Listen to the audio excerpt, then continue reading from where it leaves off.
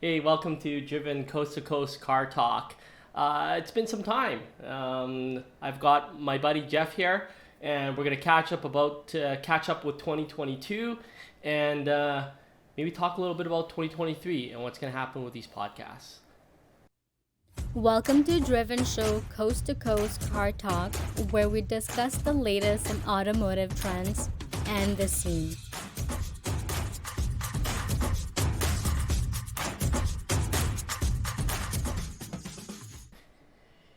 Hey, we are finally back after oh gosh, Jeff, how long has it been? It's gotta be. It I was just must have gonna been ask like you that. Like, my sense of time is so whack right now. I couldn't tell you when the last time we did this. Could be you could tell me it was 2 years ago. I'd be like, all right.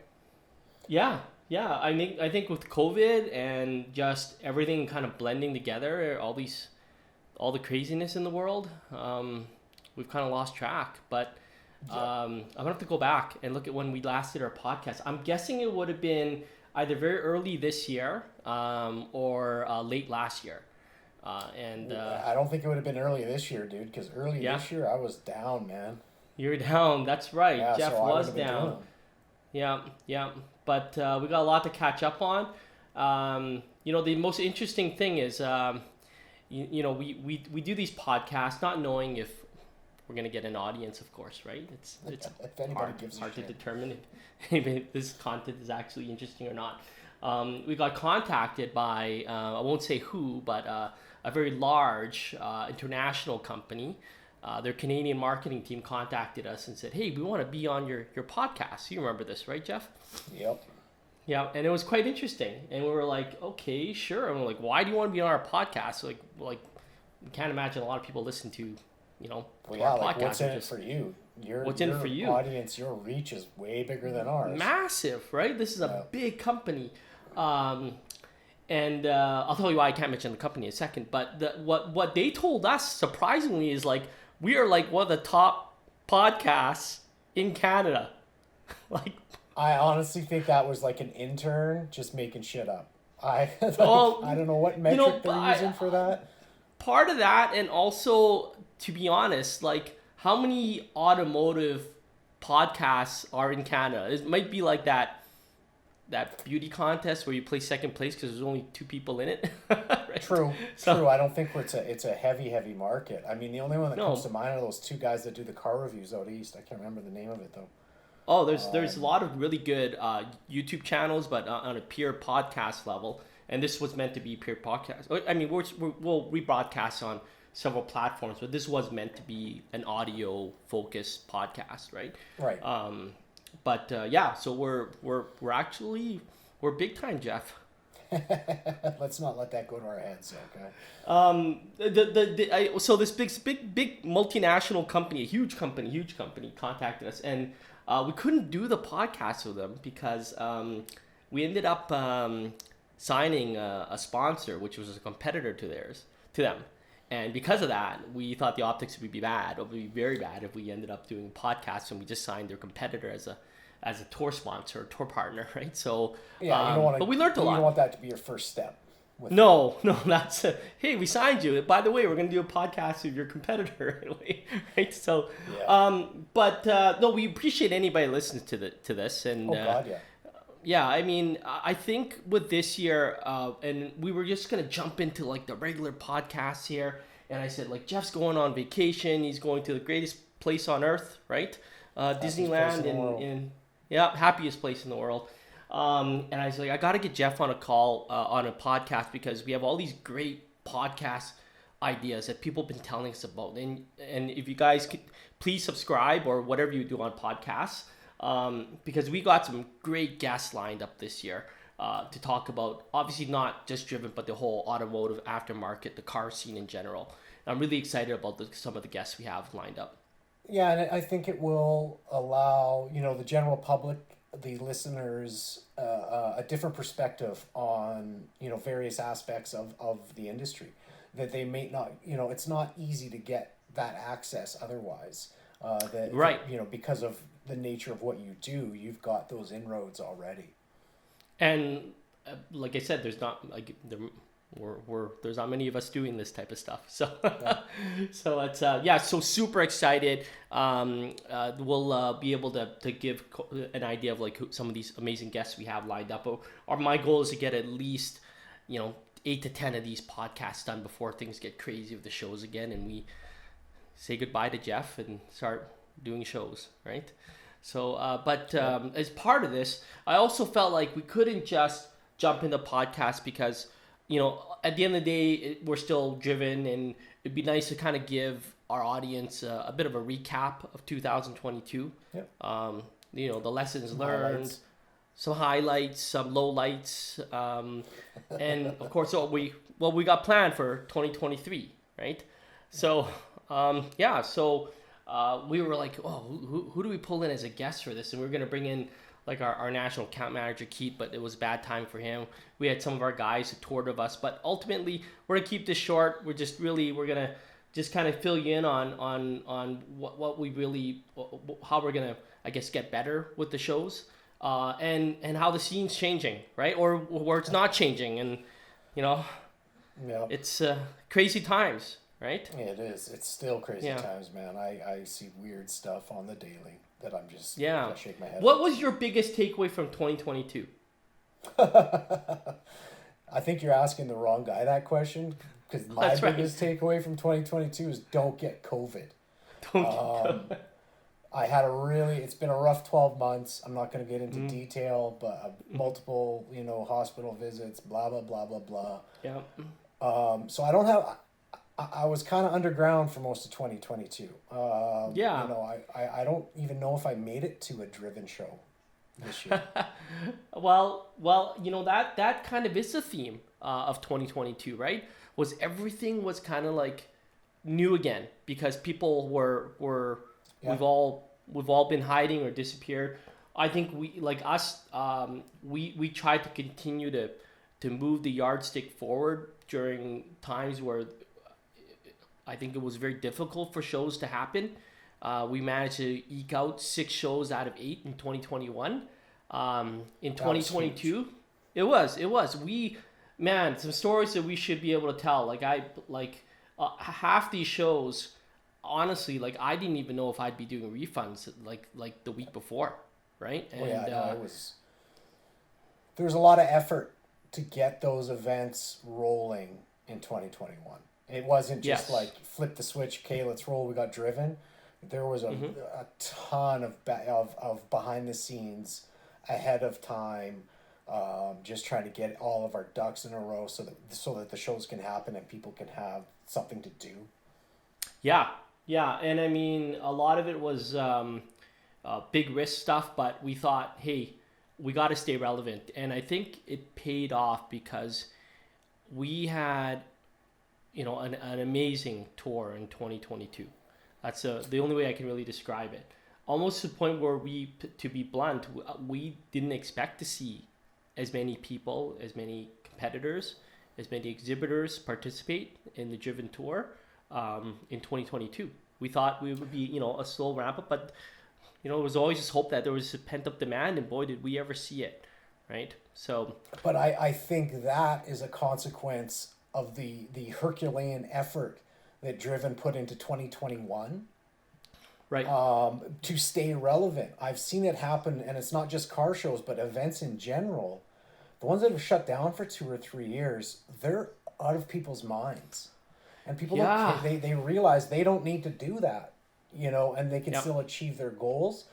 So I think the fact that Driven stayed relevant, stayed operational throughout that, was just like almost, I mean, the money wasn't great, but it was future, for future plans, right? That was planting seeds, and then watering them in 21 so that they will bloom for you in 22, which I think happened. Yeah.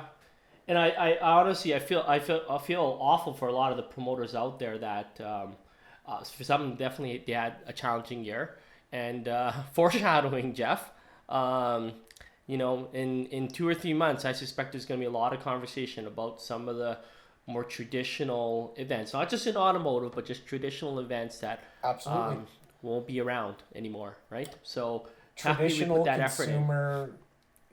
consumer trade shows, trade fairs, those are all going to get hit pretty hard, in my They opinion. are.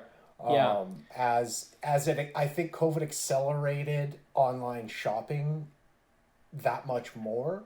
I mean, the writing was on the wall for a lot of these guys anyway, but I think it just the timetable got moved up real fast because of COVID. Yeah, we figured how to do things without, you know, the traditional way it changed so fast. Like gosh, um, I don't think I've entered a grocery store in months. Everything gets delivered to me now. I get all my content and information online. So how do I still don't, I still don't think like I have to be that believer that like it never replaces that true human interaction. And I'm happy so many people showed up at Driven. In fact, saw so many old faces, guys that I've seen for like 10 years. We've been doing this for a long time. And the very first show we did in Calgary, there were just some faces I have not seen for like 10 years. Like Shelton Kwan, Jeff. Remember Shelton Oh wow! Kwan? Yeah. He was at the show. He actually had his car in the show. This is an really? OG from That's he had his car in the show. It's been a while, So, man, since that. I'm happy to see like guys coming back and I asked them, I was like, what'd you think? And they had a good time, which is great. And I hope we were able to come at least even close to what we did on all these cities. I'd be happy if we had the same attendance year after year as we did in 2022, right? For us, I fully admit that for the very first show we did in Calgary, I felt awful with the wait to get in. We knew we were gonna get a lot of people, but I think we probably didn't plan for that barrage, right? Yeah, but I mean, you can't, right? You can't plan and staff for like, hey, we might get 40,000 people here today. You can't. It's just not feasible, right? You have to look at history, and do some educated guesses on where we kind of think attendance might be based on social media interest, previous events, other events, all that stuff. So. Yeah, I think with this year, changing some processes, making sure that we're ready in case we do get hit with a lot of people. We'll be ready for it this year.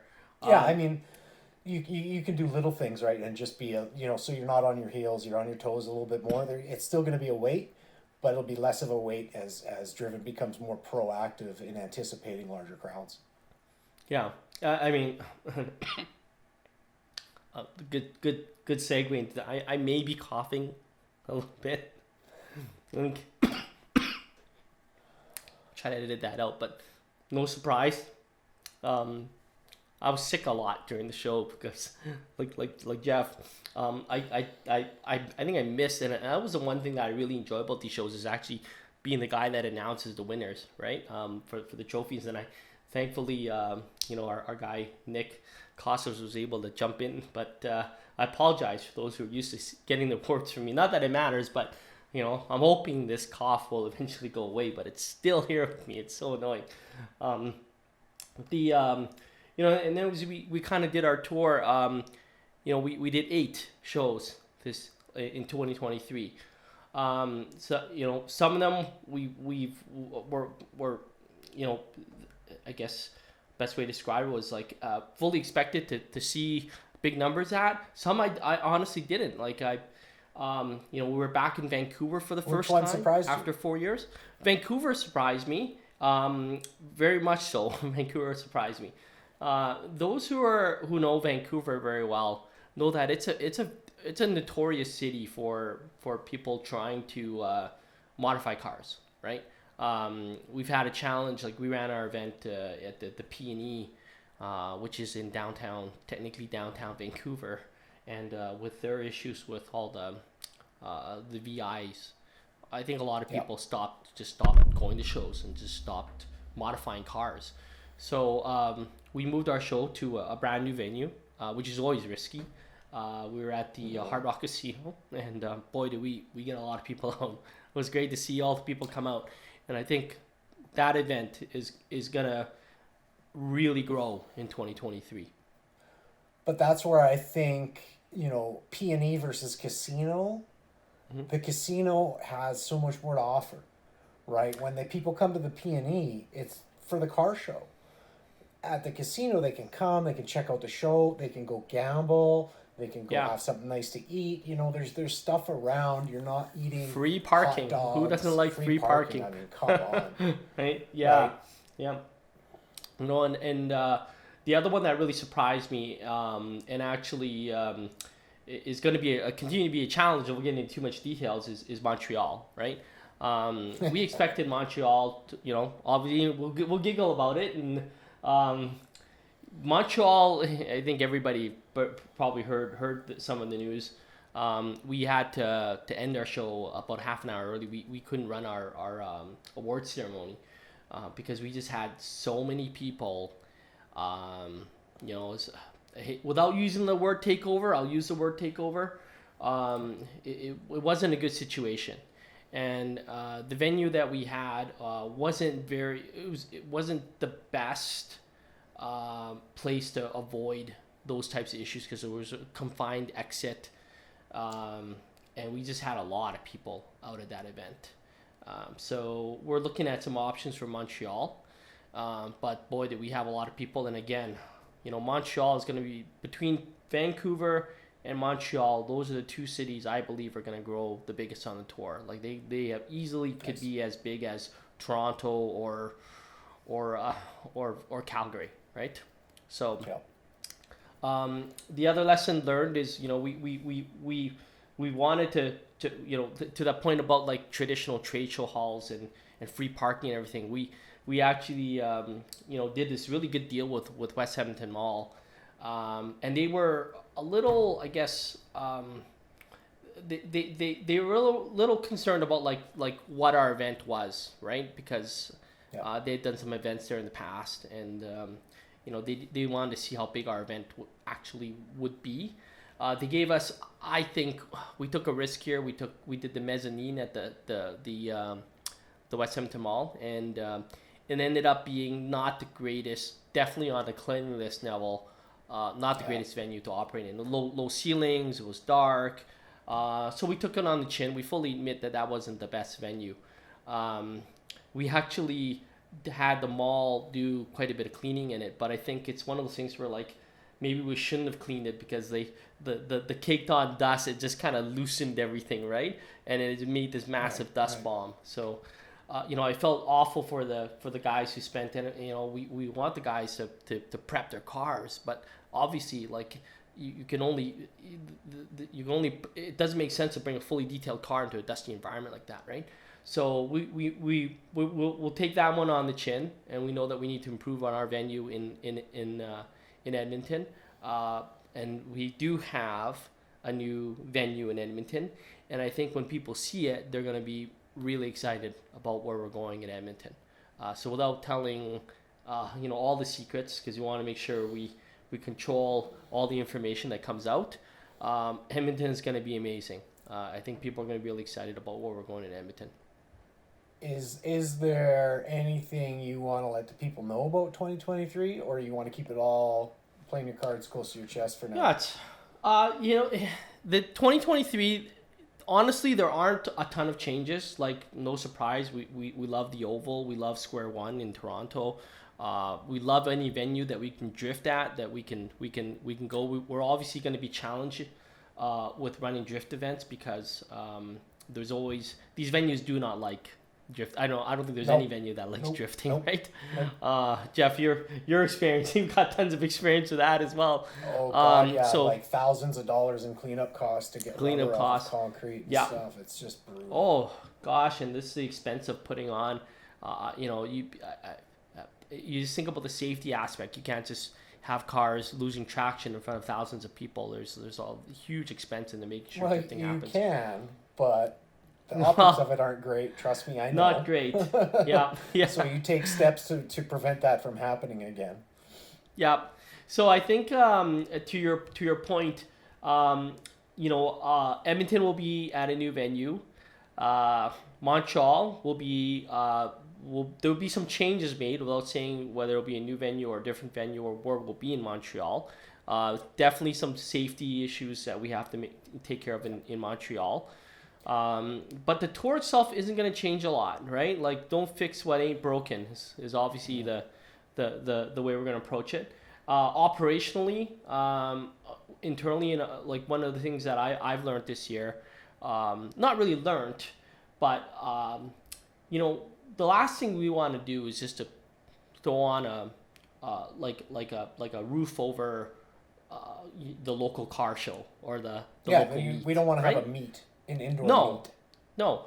Our shows are going to be hundreds of vehicles, exhibitors from across Canada, exclusive exhibitors that will never go to a car meet. The car that's in an exclusive garage that isn't just going to come out to anything, right? Like, but most importantly, we're gonna cross pollinate the car scenes across Canada. So we're going to be bringing in competitors like from Toronto are going to go to Calgary to compete. People from Vancouver are going to go to Winnipeg to compete. That's the best part about Driven is this national tour. We're able to sort of bring all these different scenes together. And surprisingly, they're quite different, right?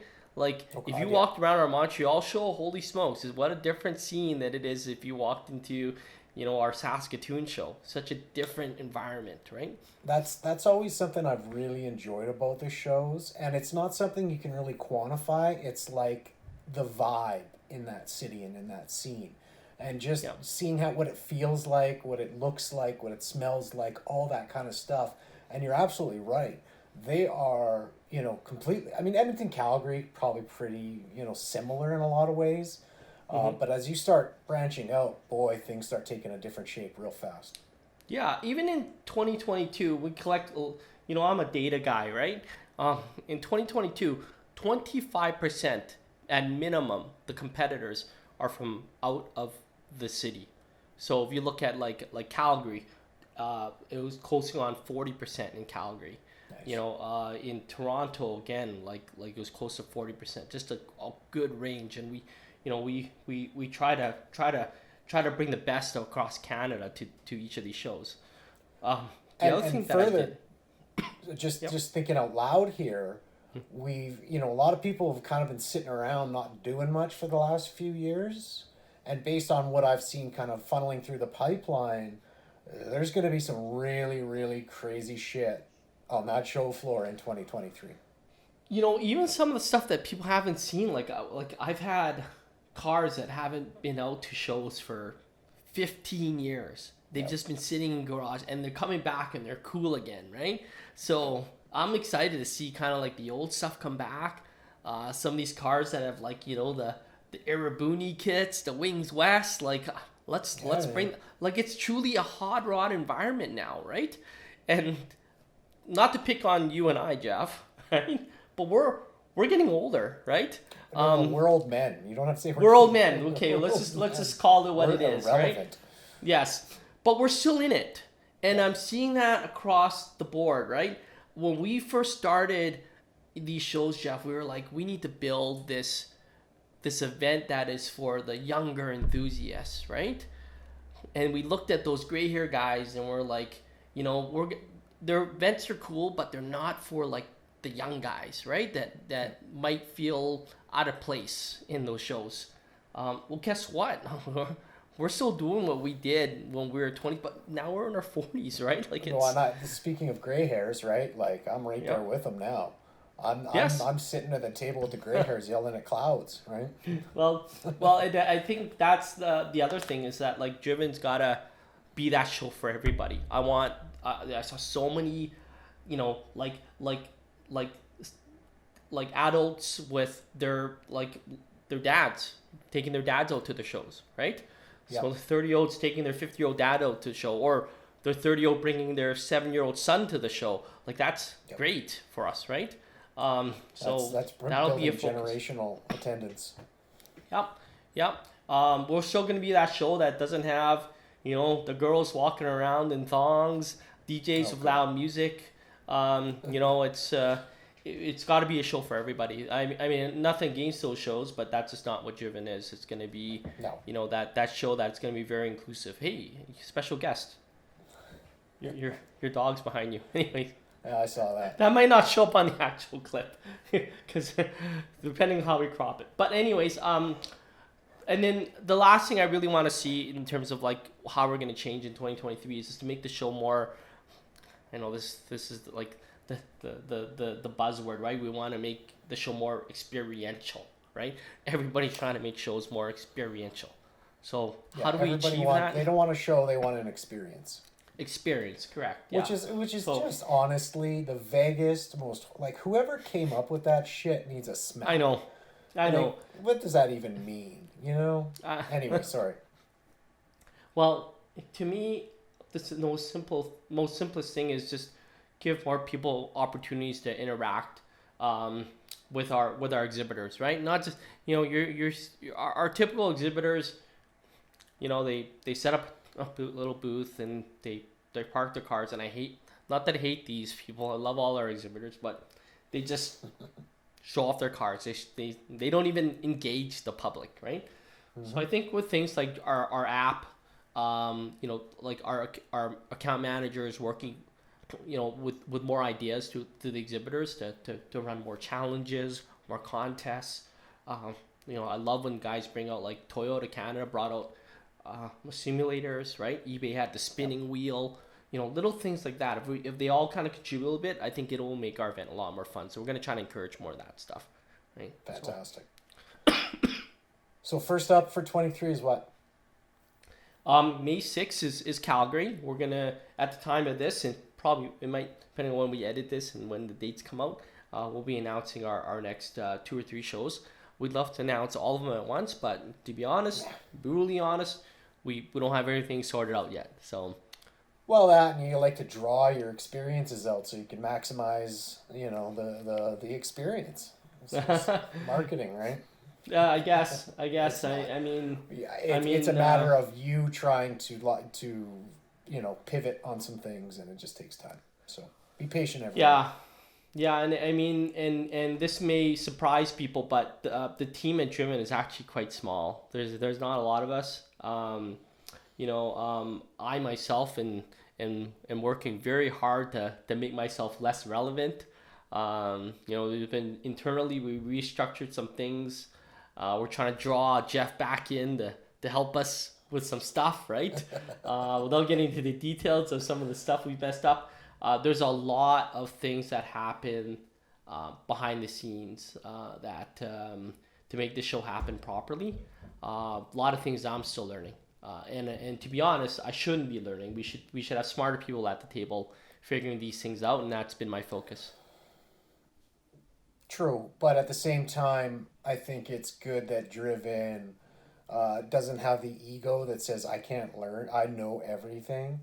It's important for the team to get humbled and be like, yeah, we fucked up, and go from there. Make it right and do it better next time. For sure. And I think as we kind of like, as we start rolling out these dates, I think the reality will hit, how much work we have to do this year. And we're committed to making these shows what people want, delivering value for anybody that participates in these shows, right? Absolutely. So, yeah.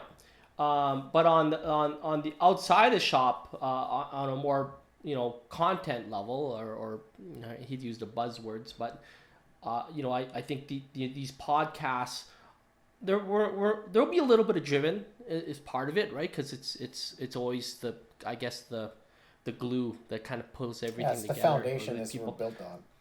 That's right. But I think I am very excited about one. I think we're going to put a lot of effort into bringing in guests that can not just be entertaining, but help educate people on some really cool stuff. Right? Absolutely. I was at SEMA this year, and man, rewinding a bit, there's also going to be some. I think people are going to be really excited about some of these national brands that we're going to be bringing out to our shows this year. We'll get into the details.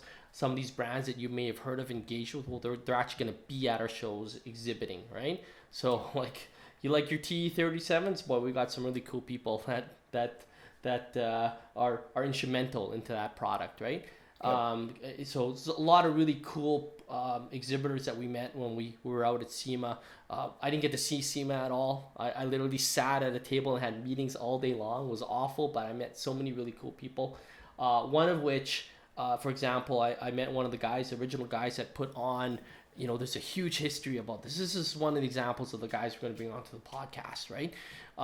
He was one of the original guys that put on what ended up being H2OI, right? Mm-hmm. So you got to think like H2I, the notorious H2OI. I don't know if it even exists anymore.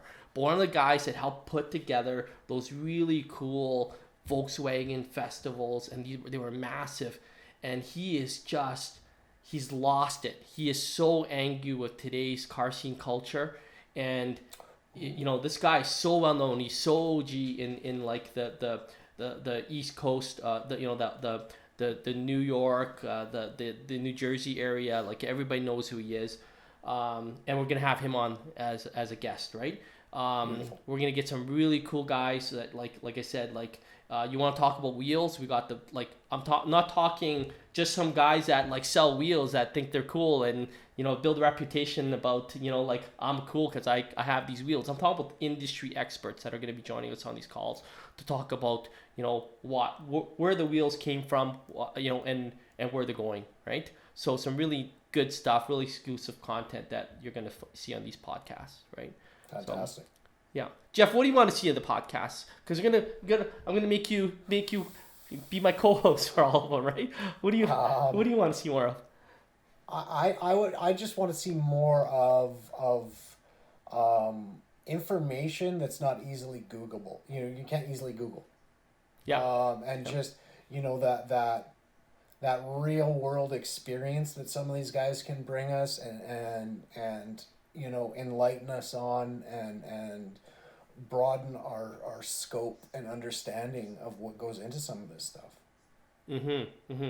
And gosh, if you guys have, if you want to be a guest, if you want to be a guest on our podcast, because remember we're big time. We're one of the top podcasts in Canada.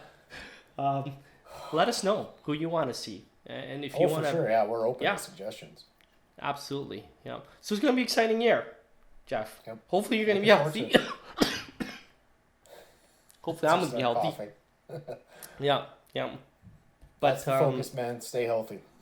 Stay healthy. Yeah. On that note, stay healthy, people, and look forward to having you join us on the next podcast. Take care, guys.